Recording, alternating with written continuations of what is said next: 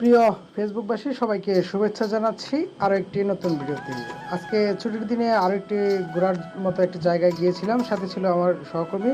তো প্রথমে আমরা দুটি টিকিট ক্রয় করে পার্কের ভিতরে প্রবেশ করলাম এবং প্রবেশ করার পর এখানকার যে পরিবেশটা রয়েছে, যে সবুজ প্রকৃতি রয়েছে এবং যে বিভিন্ন মানুষগুলো রয়েছে সেগুলো দেখার জন্য প্রস্তুতি নিলাম।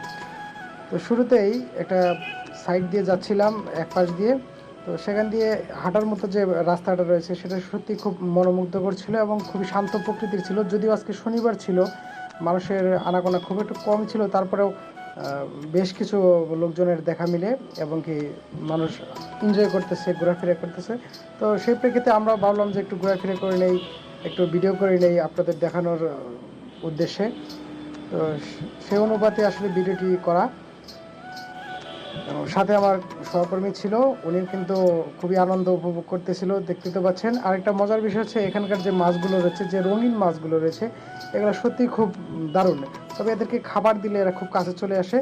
তো এখান থেকে আবার খাবার কেনার জন্য ব্যবস্থা রয়েছে। সবচেয়ে মজার বিষয় হচ্ছে যে যারা মাছগুলো পালন করে তারাই কিন্তু খাবার বিক্রি করছে। মাঝখান থেকে কি হলো, আমরা খাবার কিনে তাদের মাছকে খাওয়াই গেলাম।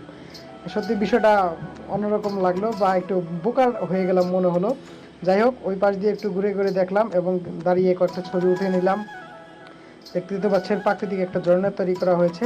আবার মাছগুলো এই পাশে চলে আসছে, তো আমি আবার এই পাশে গিয়ে মাছগুলোকে খাবার খাইয়ে দিলাম। তো এভাবে আজকের দিনটা কাটলো বা আজকের বিকেলটা টালাম।